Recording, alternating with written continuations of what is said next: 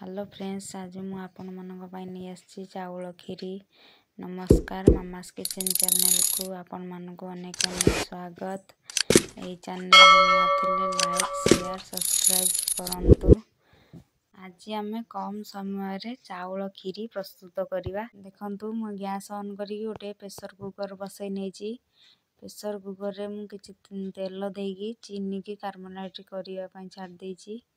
एबे देखंतु चीनी रो टिके कलर आसी गला परे मु जो चावल को धोई रखी थिली सेई चावल को एबे दे देगी ता किछि समय भाजी नेबी। भाजी नेगी देखंतु मु पानी दे देइची। पानी देगी मु अन्नपूर्णा पत्र दि चारटा मु पके देइची छिड़ेकी। एबे आमे दुईटी हुइसिल आसीबा पर्यंत अपेक्षा करिवा। अन्नपूर्णा पत्र देले हमर भलो वासना आसी थाए, सेति पई मु दे देइची। एटी देखंतु मु गैस ऑन करिकी पुनी 1 लीटर क्षीर को मु एटी फुटेई नेउची गोटे डेक्ची रे। क्षीर को हमर टिके फुटेइबार अछि। आमे क्षीर को टिके भलो भाबरे फुटेई दबा। क्षीर हमर जते भलो भाबरे फुटीबो सिझिबो हमर क्षीरटा सेते बहलिया हबो आ खाइबा लागि हमर भलो लागिबो। क्षीर को मु एटी फुटेइबा पई छाड़ देइची। देखंतु क्षीर टिके फुटी आसिलानी मोर। क्षीर को एमिति गोटे चामच माध्यम रे गोली गोली दउथिबे। ए देखंतु मु तेज पत्र दीटा पकेई देइची। देखंतु जो प्रेशर कुकर रे मु चावल को सिझिया पई छाड़ देइतिली सेई चावल को एबे मु पकेई नेबी सबु। चावल को पकेई देगी मु आपण माने पकेई देगी गोली गोली दउथिबे नै तो बिंडा हेई जिवो।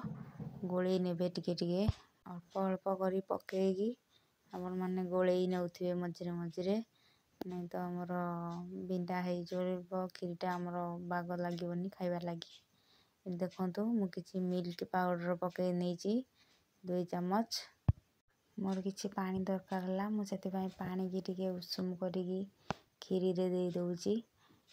मिल्क पाउडर पकेला परे आपण माने टिके गोली गोली दउथिबे नै तो मिल्क पाउडर हमर बिंडा हेई जिवो। बिंडा हेई गेले हमर भल लागिवनी खीरटा हमर देखिबा पई बिंडा बिंडा हेई जो मिल्क पाउडर।